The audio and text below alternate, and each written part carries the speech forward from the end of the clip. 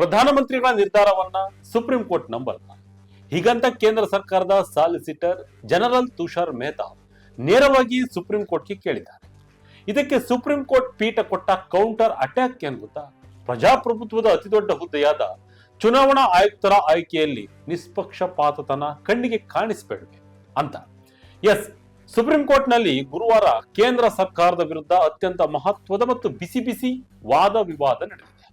ಮುಖ್ಯ ಚುನಾವಣಾ ಆಯುಕ್ತರ ನೇಮಕಾತಿ ಪ್ರಕ್ರಿಯೆಯಲ್ಲಿ ನಿಷ್ಪಕ್ಷಪಾತ ಅಥವಾ ಫೇರ್ನೆಸ್ ಎನ್ನುವುದು ಕಣ್ಣಿಗೆ ಕಾಣಿಸಬೇಡುವೆ ಎಂದು ಸುಪ್ರೀಂ ಕೋರ್ಟ್ ಕೇಂದ್ರ ಸರ್ಕಾರವನ್ನ ನೇರವಾಗಿ ಪ್ರಶ್ನೆ ಮಾಡಿದೆ. ಸಿಬಿಐ ಡೈರೆಕ್ಟರ್ ಮತ್ತು ಲೋಕ್ಪಾಲ್ ಆಯ್ಕೆ ಮಾಡುವ ಪ್ಯಾನೆಲ್ ನಲ್ಲಿ ಮುಖ್ಯ ನ್ಯಾಯಮೂರ್ತಿಗಳು ಇರುವಾಗ ಪ್ರಜಾಪ್ರಭುತ್ವದ ಅತ್ಯಂತ ಪ್ರಮುಖ ಹುದ್ದೆಯಾದ ಎಲೆಕ್ಷನ್ ಕಮಿಷನರ್ಗಳ ಆಯ್ಕೆ ಪ್ಯಾನೆಲ್ ನಿಂದ ಸಿಜೆ ಅವರನ್ನ ಹೊರಗಿಟ್ಟಿದ್ಯಾಕೆ ಎಂದು ಕೋರ್ಟ್ ಖಾರವಾಗಿ ಕೇಳಿದೆ. ಇದಕ್ಕೆ ಕೇಂದ್ರ ಸರ್ಕಾರದ ಪರವಾಗಿ ಹಾಜರಾದ ಸಾಲಿಸಿಟರ್ ಜನರಲ್ ತುಷಾರ್ ಮೆಹ್ತಾ ರವರು ಪ್ರಧಾನಮಂತ್ರಿಗಳ ನಿರ್ಧಾರವನ್ನ ನೀವು ನಂಬಲ್ವಾ ಎಂದು ಸುಪ್ರೀಂ ಕೋರ್ಟ್ ಅನ್ನ ಕೇಳಿದ್ದಾರೆ. ಇದಕ್ಕೆ ಸುಪ್ರೀಂ ಕೋರ್ಟ್ ಪೀಠ ನಡೆಸಿದ ಕೌಂಟರ್ ಅಟ್ಯಾಕ್ ಏನಾಗಿತ್ತು? ಈ ಇಡೀ ವಿವಾದದ ಹಿನ್ನೆಲೆ ಏನಾಗಿತ್ತು? ಈ ವಿಡಿಯೋದಲ್ಲಿ ಸಂಪೂರ್ಣ ವಿವರಗಳನ್ನ ಅತ್ಯಂತ ಸರಳವಾಗಿ ತಿಳಿದುಕೊಳ್ತಾ ಹೋಗೋಣ, ಬನ್ನಿ. ಫೇರ್ನೆಸ್ ಕಣ್ಣಿಗೆ ಕಾಣಿಸಬೇಡವೇ?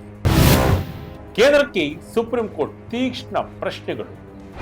ಎಸ್, ಕೇಂದ್ರ ಚುನಾವಣಾ ಆಯುಕ್ತರ ನೇಮಕ ಹಾಗೂ ಚುನಾವಣಾ ಆಯುಕ್ತರ ನೇಮಕಾತಿ ಸಮಿತಿಯಿಂದ ಸುಪ್ರೀಂ ಕೋರ್ಟ್ನ ಮುಖ್ಯ ನ್ಯಾಯಮೂರ್ತಿಗಳನ್ನ ಹೊರಗಿಟ್ಟಿರುವುದು ದೊಡ್ಡ ವಿವಾದವಾಗಿದೆ. ಈ ಬಗ್ಗೆ ಗುರುವಾರ ವಿಚಾರಣೆ ನಡೆಸಿದ ಜಸ್ಟಿಸ್ ದೀಪಂಕರ್ ದತ್ತ ಮತ್ತು ಜಸ್ಟಿಸ್ ಸತೀಶ್ ಚಂದ್ರ ಶರ್ಮಾ ಅವರಿದ್ದ ದ್ವಿಪೀಠ ಕೇಂದ್ರ ಸರ್ಕಾರಕ್ಕೆ ಅತ್ಯಂತ ಖಾರವಾದ ಪ್ರಶ್ನೆಗಳನ್ನ ಕೇಳಿತು. ಪಾರ್ಲಿಮೆಂಟ್ ನಲ್ಲಿ ಕಾನೂನು ರೂಪಿಸುವಾಗ ಸಿಜೆ ಅವರನ್ನ ಆಯ್ಕೆ ಸಮಿತಿಯಿಂದ ಹೊರಗಿಡಲು ಕಾರಣವೇನು? ಸಿಬಿಐ ಡೈರೆಕ್ಟರ್ ಮತ್ತು ಲೋಕ್ಪಾಲ್ ನಂತಹ ಪ್ರಮುಖ ಹುದ್ದೆಗಳ ಆಯ್ಕೆ ಸಮಿತಿಯಲ್ಲಿ ಸಿಜೆಐ ಇರುವಾಗ ಪ್ರಜಾಪ್ರಭುತ್ವದ ಅತಿ ಪ್ರಮುಖ ಹುದ್ದೆಯಾದ ಎಲೆಕ್ಷನ್ ಕಮಿಷನರ್ಗಳ ಆಯ್ಕೆಯಿಂದ ಅವರನ್ನ ಹೊರಗಿಟ್ಟಿದ್ಯಾಕೆ ಎಂದು ಪೀಠ ಪ್ರಶ್ನಿಸಿತು. ಮುಂದುವರೆದು ಮಾತನಾಡಿದ ಜಸ್ಟಿಸ್ ದೀಪಂಕರ್ ದತ್ತರವರು, ಈ ಸಮಿತಿಯಲ್ಲಿ ಈಗ 2/1 ಅನುಪಾತವಿದೆ. ಪ್ರಧಾನಿ ಮತ್ತು ಸಂಪುಟದ ಪರ ಇಬ್ಬರಿದ್ದರೆ ವಿರೋಧ ಪಕ್ಷದ ಪರ ಒಬ್ಬರು ಮಾತ್ರ ಇದ್ದಾರೆ.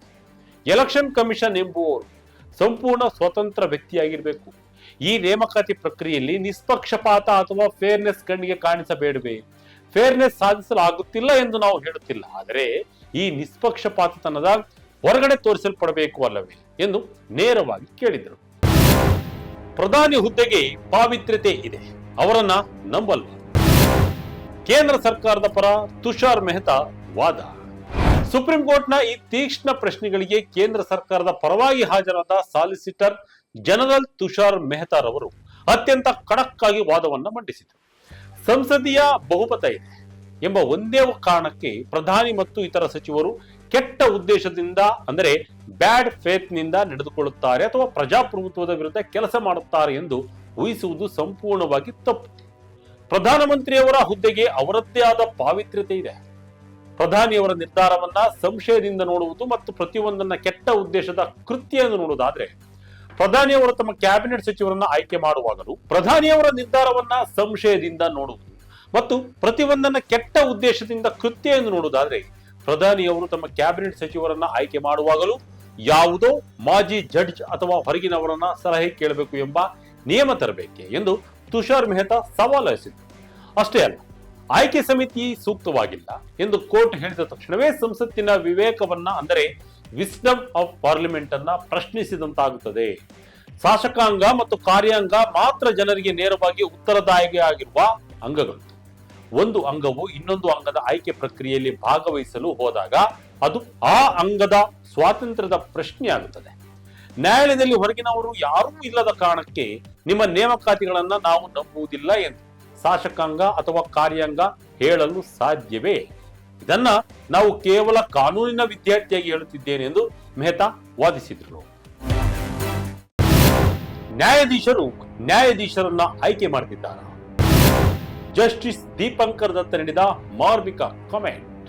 ಸಾಲಿಸಿಟರ್ ಜನರಲ್ ತುಷಾರ್ ಮೆಹ್ತಾ ಅವರು ನ್ಯಾಯಾಂಗದಲ್ಲಿ ನ್ಯಾಯಾಧೀಶರೇ ನ್ಯಾಯಾಧೀಶರನ್ನು ಆಯ್ಕೆ ಮಾಡಿಕೊಳ್ಳುತ್ತಾರೆ ಎಂದು ಹೇಳಿದ ತಕ್ಷಣವೇ ಜಸ್ಟಿಸ್ ದೀಪಂಕರ್ ದತ್ತರವರು ಅತ್ಯಂತ ಕುತೂಹಲಕಾರಿ ಮತ್ತು ಮಾರ್ಮಿಕ ಕಮೆಂಟ್ ಒಂದನ್ನು ಮಾಡಿದರು.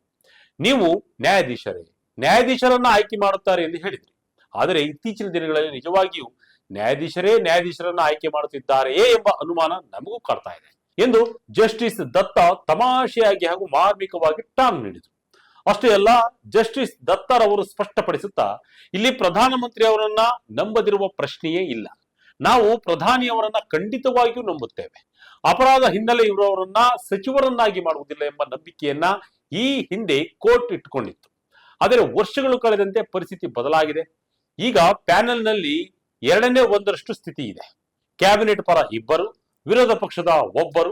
ಇಲ್ಲಿ ಪ್ರಧಾನಿಯವರ ಮೇಲಿನ ನಂಬಿಕೆಗಿಂತ ಹೆಚ್ಚಾಗಿ ಎಲೆಕ್ಷನ್ ಕಮಿಷನ್ ಅಂತಹ ಸ್ವತಂತ್ರ ಸಂಸ್ಥೆಗೆ ಸಾರ್ವಜನಿಕ ಕಣ್ಣಿನಲ್ಲಿ ಪಾರದರ್ಶಕತೆ ಮತ್ತು ನಿಷ್ಪಕ್ಷಪಾತತನ ಕಾಣಿಸುವುದು ಮುಖ್ಯ ಎಂದು ನುಡಿದರು. ಪಾರ್ಲಿಮೆಂಟ್ ಅನ್ನ ಕಟ್ಟಿ ಹಾಕಲು ಸಾಧ್ಯವಿಲ್ಲ. ಅಟಾರ್ನಿ ಜನರಲ್ ಆರ್ ವೆಂಕಟರಮಣಿ ವಾದ. ಇದೇ ವಿಚಾರಣೆಯಲ್ಲಿ ಕೇಂದ್ರದ ಪರವಾಗಿ ಹಾಜರಾದ ಅಟಾರ್ನಿ ಜನರಲ್ ಆರ್ ವೆಂಕಟರಮಣಿರವರು ಕೂಡ ಪ್ರಬಲ ವಾದವನ್ನ ಮಂಡಿಸಿದರು. ಸಂಸತ್ತಿನ ಅಧಿಕಾರವನ್ನ ಕಟ್ಟಿ ಹಾಕಲು ಸಾಧ್ಯವಿಲ್ಲ. ಕಾನೂನು ರೂಪಿಸುವ ಸಂಪೂರ್ಣ ಹಕ್ಕು ಸಂಸತ್ತಿಗಿದೆ. ಚುನಾವಣಾ ಆಯೋಗದ ಹುದ್ದೆಯ ದುರುಪಯೋಗ ಆಗಿದೆ ಅಥವಾ ಅದರ ಸ್ವಾತಂತ್ರ್ಯಕ್ಕೆ ಧಕ್ಕೆಯಾಗಿದೆ ಎಂಬ ಆರೋಪಗಳನ್ನ ಪ್ರಕರಣದ ಸತ್ಯಾಸತ್ಯತೆ ಆಧಾರದ ಮೇಲೆ ಪರೀಕ್ಷಿಸಬೇಕೇ ವಿನಃ ಮುಂಚಿತವಾಗಿಯೇ ಊಹಿಸಲು ಸಾಧ್ಯವಿಲ್ಲ ಎಂದು ವಾದಿಸಿದರು. ಇದೇ ವೇಳೆ ಈ ಪ್ರಕರಣವು ಸಂವಿಧಾನದ ಪರಿಚ್ಛೇದ 145(3) ಅಡಿಯಲ್ಲಿ ಸಂವಿಧಾನದ ವ್ಯಾಖ್ಯಾನಕ್ಕೆ ಸಂಬಂಧಿಸಿದ ಪ್ರಮುಖ ಕಾನೂನು ಪ್ರಶ್ನೆಯನ್ನ ಒಳಗೊಂಡಿರುವಂತೆ ಇದನ್ನ ವ್ಯಾಖ್ಯಾನಿಸಲಾಗುತ್ತದೆ ಎಂದು 5 ನ್ಯಾಯಮೂರ್ತಿಗಳ ಬೃಹತ್ ಸಂವಿಧಾನ ಪೀಠಕ್ಕೆ ಉಲ್ಲೇಖಿಸಬೇಕು ಎಂದು ಸಾಲಿಸಿಟರ್ ಜನರಲ್ ತುಷಾರ್ ಮೆಹ್ತಾ ಮನವಿ ಮಾಡಿದರು. ಅರ್ಜಿದಾರರ ಪರ ವಕೀಲರ ತೀವ್ರ ಆಕ್ಷೇಪ. ತೀರ್ಪು ಕಾಯ್ದಿರಿಸಿದ ಸುಪ್ರೀಂ ಕೋರ್ಟ್. ಆದರೆ ಅರ್ಜಿದಾರರ ಪರವಾಗಿ ಹಾಜರಾದ ಹಿರಿಯ ವಕೀಲರಾದ ಪ್ರಶಾಂತ್ ಭೂಷಣ್, ವಿಜಯ್ ಹನ್ಸಾರಿಯಾ ಮತ್ತು ಗೋಪಾಲ್ ಶಂಕರ್ ನಾರಾಯಣ್ ರವರು ಇದನ್ನು ತೀವ್ರವಾಗಿ ವಿರೋಧಿಸಿದರು. ಪ್ರಕರಣವನ್ನು ದೊಡ್ಡ ಪೀಠಕ್ಕೆ ಕಳುಹಿಸುವ ಅಗತ್ಯವಿಲ್ಲ ಎಂದು ವಾದಿಸಿದರು. ಕಳೆದ ವರ್ಷ ಮಾರ್ಚ್ನಲ್ಲಿ ಅನೂಪ್ ಬರನ್ವಾಲ್ ಪ್ರಕರಣದಲ್ಲಿ ಈಗಾಗಲೇ 5 ನ್ಯಾಯಮೂರ್ತಿಗಳ ಸಂವಿಧಾನ ಪೀಠವೇ ಸಿಜೆಐ ಇರಲೇಬೇಕು ಎಂದು ಆದೇಶ ನೀಡಿದೆ. ಆ ಆದೇಶವನ್ನ ಬುಡಮೇಲು ಮಾಡಲು ಕೇಂದ್ರ ಸರ್ಕಾರ ಈ ಹೊಸ ಕಾನೂನನ್ನು ತಂದಿದೆ. ಹೀಗಾಗಿ ಸುಪ್ರೀಂ ಕೋರ್ಟ್ ತಕ್ಷಣವೇ ಈ ಕಾಯ್ದೆಯ ಸಿಜೆಐ ವಿನಾಯಿತಿ ಅಂಶಗಳನ್ನ ರದ್ದುಗೊಳಿಸಬೇಕು ಎಂದು ಮನವಿಯನ್ನ ಮಾಡಿದೆ. ಕಳೆದ ವರ್ಷ ಜ್ಞಾನೇಶ್ ಕುಮಾರ್ ಅವರನ್ನ ಸಿಇಸಿ ಆಗಿ ನೇಮಕ ಮಾಡಿದ ಪ್ರಕ್ರಿಯೆಯನ್ನ ಸಹ ಅರ್ಜಿದಾರರು ಪ್ರಶ್ನಿಸಿದ್ದು, ಮೂಲ ಕಾಯ್ದೆಯ ಸಿಂಧುತ್ವ ಇನ್ನೂ ತೀರ್ಮಾನವಾಗದಿರುವಾಗ ಈ ನೇಮಕಾತಿ ನಡೆದಿದೆ ಎಂದು ಕೋರ್ಟ್ ಗಮನಕ್ಕೆ ತಂದರು. ಈ ಮುಂಚೆ 2024ರಲ್ಲಿ ಸುಪ್ರೀಂ ಕೋರ್ಟ್ ಹೊಸ ಕಾಯ್ದೆಯಡಿ 2 ಎಲೆಕ್ಷನ್ ಕಮಿಷನರ್ಗಳ ನೇಮಕಾತಿಗೆ ತಡೆ ನೀಡಲು ನಿರಾಕರಿಸಿತ್ತು ಎಂಬುದನ್ನ ಇಲ್ಲಿ ನೆನ್ಪಿಟ್ಕೊಳ್ಬೇಕು. ಎರಡೂ ಕಡೆಯ ಸುದೀರ್ಘ ಮತ್ತು ಕಾವೇರಿದ ವಾದ ವಿವಾದಗಳನ್ನ ಆಲಿಸಿದ ಜಸ್ಟಿಸ್ ದೀಪಂಕರ್ ದತ್ತಾ ಮತ್ತು ಜಸ್ಟಿಸ್ ಸತೀಶ್ ಚಂದ್ರ ಶರ್ಮರ್ ಅವರಿದ್ದ ದ್ವಿಪೀಠವು ಈ ಅರ್ಜಿಗಳನ್ನ 5 ನ್ಯಾಯಮೂರ್ತಿಗಳ ಬೃಹತ್ ಸಂವಿಧಾನ ಪೀಠಕ್ಕೆ ಉಲ್ಲೇಖಿಸಬೇಕೇ ಅಥವಾ ಬೇಡವೇ ಎಂಬ ವಿಷಯದ ಮೇಲೆ ತೀರ್ಪನ್ನ ಕಾಯ್ದಿರಿಸಿದೆ. ನಾವು ರೆಫರೆನ್ಸ್ ಕುರಿತ ತೀರ್ಪನ್ನ ಕಾಯ್ದಿರಿಸುತ್ತಿದ್ದೇವೆ. ಕೌನ್ಸಿಲ್ಗಳು ತಮ್ಮ ಲಿಖಿತ ವಾದವನ್ನ ಸಲ್ಲಿಸಬಹುದು ಎಂದು ಪೀಠ ತಿಳಿಸಿದೆ. ಸಿಇಸಿ ಇಸಿ ನೇಮಕಾತಿ ಕಾಯ್ದೆ 2023 ಸಿಜೆಐ ಹೊರಗಿಟ್ಟು 1/2 ಕಮಿಟಿ ರಚನೆ. ವೀಕ್ಷಕರೇ, ಈಗ ಇಡೀ ಈ ವಿವಾದಕ್ಕೆ ಕಾರಣವಾದ ಕಾಯ್ದೆ ಯಾವುದು ಎಂಬುದನ್ನು ತಿಳಿದುಕೊಳ್ಳೋಣ. ಡಿಸೆಂಬರ್ 2023ರಲ್ಲಿ ಕೇಂದ್ರ ಸರ್ಕಾರ ಪಾರ್ಲಿಮೆಂಟ್ ನಲ್ಲಿ chief election commission and other election commissioners act 2023 ಎಂಬ ಕಾನೂನನ್ನ ಪಾಸ್ ಮಾಡಿತ್ತು. ಡಿಸೆಂಬರ್ 29, 2023ರಂದು ರಾಷ್ಟ್ರಪತಿಗಳ ಅಂಕಿತವೂ ಸಿಕ್ಕಿ ಇದು ಜಾರಿಗೆ ಬಂತು. ಈ ಹೊಸ ಕಾಯ್ದೆಯ ಪ್ರಕಾರ ಮುಖ್ಯ ಚುನಾವಣಾ ಆಯುಕ್ತರು ಮತ್ತು ಚುನಾವಣಾ ಆಯುಕ್ತರನ್ನ ಆಯ್ಕೆ ಮಾಡಲು 3 ಜನರ ಹೈ ಪವರ್ಡ್ ಸೆಲೆಕ್ಷನ್ ಕಮಿಟಿ ಇರುತ್ತದೆ. ಈ ಸಮಿತಿಯಲ್ಲಿ ಯಾರ್ಯಾರಿರ್ತಾರೆ ಅಂದ್ರೆ ಪ್ರಧಾನಮಂತ್ರಿ ಇರ್ತಾರೆ, ಅವರು ಸಮಿತಿಯ ಅಧ್ಯಕ್ಷರಾಗಿರ್ತಾರೆ. ಎರಡನೇವರು ಪಿಎಂ ನಿಂದ ನೇಮಕೊಂಡ ಒಬ್ಬ ಕೇಂದ್ರ ಸಚಿವ ಸಂಪುಟ ಸಚಿವರಿರ್ತಾರೆ. ಲೋಕಸಭೆಯ ವಿರೋಧ ಪಕ್ಷದ ನಾಯಕರಿರ್ತಾರೆ. ಸಚಿವರು ಮತ್ತು ವಿರೋಧ ಪಕ್ಷದ ನಾಯಕರು ಸದಸ್ಯರಾಗಿರ್ತಾರೆ. ಇಲ್ಲಿ ಸ್ಪಷ್ಟವಾಗಿ ಗಮನಿಸಿ, ಪ್ರಧಾನಿ ಮತ್ತು ಅವರ ಸಂಪುಟದ ಒಬ್ಬ ಸಚಿವ ಎಂದರೆ ಸರ್ಕಾರಕ್ಕೆ ಸ್ಪಷ್ಟವಾಗಿ 2 ಮತಗಳು ಸಿಗುತ್ತವೆ. ವಿರೋಧ ಪಕ್ಷದ ನಾಯಕರಿಗೆ ಇರುವುದು ಕೇವಲ 1 ಮತ. ಅಂದರೆ ಇಲ್ಲಿ 2:1 ಅನುಪಾತದಲ್ಲಿ ಆಡಳಿತಾರೂಢ ಸರ್ಕಾರವೇ ಮೇಲುಗೈ ಸಾಧಿಸುತ್ತದೆ.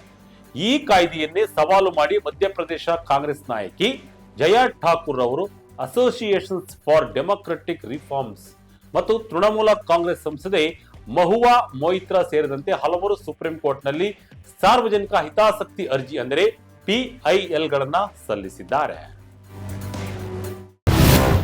ಅನೂಪ್ ಬರನ್ವಾಲ್ ಕೇಸ್ನ ಐತಿಹಾಸಿಕ ತೀರ್ಪು. ಸುಪ್ರೀಂ ತೀರ್ಪನ್ನೇ ಮರುಪರಿಶೀಲಿಸಿದ ಕೇಂದ್ರ. ಇಲ್ಲಿ ಮತ್ತೊಂದು ಪ್ರಮುಖ ಹಿನ್ನೆಲೆಯನ್ನ ನಾವು ನೆನಪಿನಲ್ಲಿ ಇಟ್ಟುಕೊಳ್ಬೇಕು. ಮಾರ್ಚ್ 2023ರಲ್ಲಿ ಸುಪ್ರೀಂ ಕೋರ್ಟ್ನ 5 ನ್ಯಾಯಮೂರ್ತಿಗಳ ಸಂವಿಧಾನ ಪೀಠವು Anoop Baranwal versus union of India ಪ್ರಕರಣದಲ್ಲಿ ಅತ್ಯಂತ ಐತಿಹಾಸಿಕ ತೀರ್ಪನ್ನು ನೀಡಿತ್ತು. ಪಾರ್ಲಿಮೆಂಟ್ ಹೊಸ ಕಾನೂನು ಮಾಡುವವರೆಗೂ ಚುನಾವಣಾ ಆಯುಕ್ತರ ಆಯ್ಕೆ ಸಮಿತಿಯಲ್ಲಿ ಪ್ರಧಾನಿ, ಲೋಕಸಭೆಯ ವಿರೋಧ ಪಕ್ಷದ ನಾಯಕ ಮತ್ತು ಭಾರತದ ಮುಖ್ಯ ನ್ಯಾಯಮೂರ್ತಿಗಳು ಇರಬೇಕು ಎಂದು ಸುಪ್ರೀಂ ಕೋರ್ಟ್ ಸ್ಪಷ್ಟವಾಗಿ ಆದೇಶಿಸಿತ್ತು.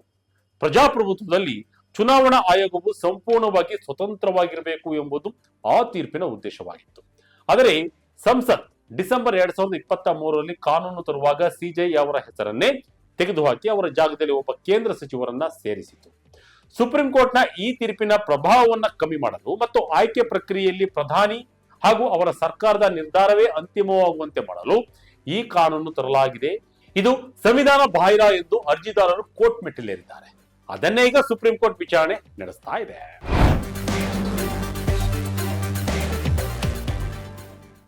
ಒಟ್ಟಿನಲ್ಲಿ ದೇಶದ ಅತ್ಯಂತ ಪ್ರಮುಖ ಪ್ರಜಾಸತ್ತಾತ್ಮಕ ಸಂಸ್ಥೆಯಾದ ಎಲೆಕ್ಷನ್ ಕಮಿಷನ್ ಸುಪರ್ದಿ ಯಾರ ಕೈಯಲ್ಲಿರಬೇಕು?